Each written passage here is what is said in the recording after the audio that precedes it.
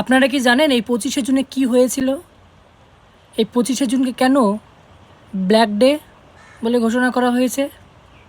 এই 25 জুনে কী হারে অত্যাচার করেছে কংগ্রেস সরকার সাধারণ মানুষের প্রতি, প্রথমে ভিডিওটা তোমরা দেখো, তারপর তোমাদেরকে বলছি। आज से देश में आपातकाल घोषित किया जाता है। जनता के पास कोई अधिकार नहीं रहेगा, न्यायालय के पास कोई अधिकार नहीं रहेगा, मीडिया के पास कोई अधिकार नहीं रहेगा, संविधान की कोई कीमत नहीं रहेगी। চলো তাহলে জানা যাক 25শে জুন অ্যাকচুয়ালি কী হয়েছিল। সেটা জানতে গেলে আমাদের কিছু বছর পেছনে যেতে হবে, মানে 50 বছর পেছনে যেতে হবে। সালটা ছিল 25শে জুন 1975। সেই সময় ইন্দিরা গান্ধী একটা ঘোষণা করেন হঠাৎ করে, কোনো মিটিং নেই, কোনো ক্যাবিনেট বসায়নি, কিচ্ছু না, হঠাৎ করে রাজ্যপালের থেকে সই করে নিয়ে এসে একটা অর্ডার জারি করে যে কাল থেকে মিডিয়ার হাতে কোনো রকম স্বাধীনতা বাক থাকবে না, সাধারণ মানুষ কিছু বলতে পারবে না। যত রকম বিরোধী পক্ষ আছে যারা ছিল সেই সময় ইন্দিরা গান্ধীর, সব পলিটিক্যাল পার্টিদের সবাইকে জেলে ভরে দেওয়া হলো রাতারাত্রি। কারণটা কি ছিল?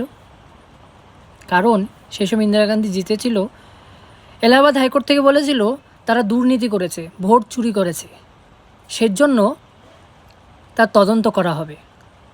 এই কথা শোনার পরেই ইন্দিরা গান্ধী রাতারাতি এই সিদ্ধান্ত নেন কি পুরো সব কিছুই নিজের হাতের মুঠোয় করে নিতে চান গদ্দি বাঁচানোর জন্য। সাধারণ মানুষকে যে বাকশক্তি আছে তাদের মতামত সেটা বন্ধ, কেউ নিজের মতামত দিতে পারবে না।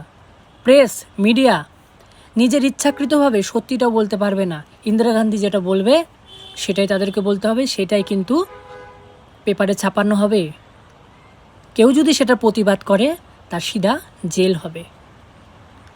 এমনকি পুরুষদের ধরে ধরে নিয়ে এসে তাদের বাচ্চা জন্ম দেওয়ার ক্ষমতাটাও কিন্তু সে সময় ছিনিয়ে নেওয়া হয়েছিল। এতভাবে কংগ্রেস অত্যাচার করেছে 1975 25শে জুন। এইভাবে অত্যাচার করেছে কেন? নিজের গদ্দি বাঁচানোর জন্য, নিজের ক্ষমতাকে ঠিক রাখার জন্যে। একটা দুটোর জন্য কিন্তু জেল হয়নি, এবার অনশন হয়নি। 21 মাস ধরে সবাই জেলে ছিল। এই আপৎকালীন যে ঘটনাটা ঘটেছিল সেটা কিন্তু 21 মাস ধরে আবদ্ধ ছিল।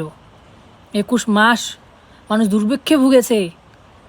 কত অত্যাচার করা হয়েছে সাধারণ মানুষের প্রতি। সাংবাদিকরা কোনো রিপোর্ট দিতে পারেনি, কোনো খবর দিতে পারেনি, কেন? ইন্দিরা গান্ধী যেটা বলছে সেটাই হবে, সেটাই বলতে হবে, না হলে জেল। পেপার সাদা পেপারও বেরিয়েছে, কোনো লেখা নেই। কি লিখবে তারা? সত্যি কথাটা তো লিখতে পারছে না। এইভাবে অত্যাচার করেছে কংগ্রেস সরকার। যারা পুরনো ব্যক্তি তারা জানেন। এমনকি অটল বিহারী বাজপেয়ী কিন্তু গ্রেপ্তার হয়েছিল, তাদের 21 মাস পর্যন্ত ওই জেলে রাখা হয়েছিল। তাই আজকে কংগ্রেস খুব গলাবাজি করে, দেশ বাঁচাও, দেশ বাঁচাও, দেশের সংবিধান শেষ হয়ে যাচ্ছে। সেই সময় সংবিধানকে পায়ের তলায় পিষে দেওয়া হয়েছিল ইন্দিরা গান্ধীর হাত ধরে, শেষ করে দেওয়া হয়েছিল সংবিধান বলে কিচ্ছু নেই। সেই সময় আইন কানুন কিচ্ছু নেই, যা বলবে সেটাই হবে। সবার প্রতি অত্যাচার করা যায়, পুরো দেশবাদীর প্রতি। তা অটল বিহারী বাজপেয়ী একটা কথা বলেছিল যে নেতা অনেক আসবে যাবে, পার্টি অনেক আসবে যাবে, কিন্তু রামের সাথে পাঙ্গা নিতে যেও না। রামের সাথে পাঙ্গা নিতে গেলে, রামের সাথে যদি পাঙ্গা নিতে যাও, রামের যদি বিরোধিতা করো, সবাই শেষ হয়ে যাবে। তাই শেষ হলো। কংগ্রেস আর সত্তায় আসতে পারলো না, ভোটের জন্য তরপাচ্ছে।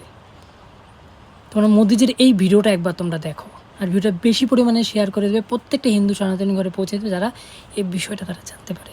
জয় শ্রীরাম, রাধে রাধে। ভিডিওটা তোমরা দেখো প্রথমে।